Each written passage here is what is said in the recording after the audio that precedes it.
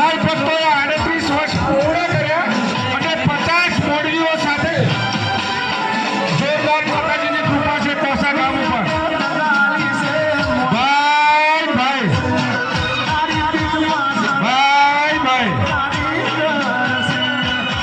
કોસા ગામે આ વર્ષે 38 વર્ષ પૂર્ણ કર્યા અને 50 મોડવીઓ સાથે ખૂબ ખૂબ અભિનંદન.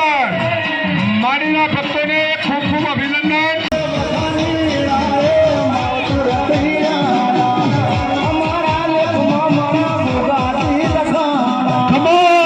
ખમા માડીને ખમા. ભાઈ ભાઈ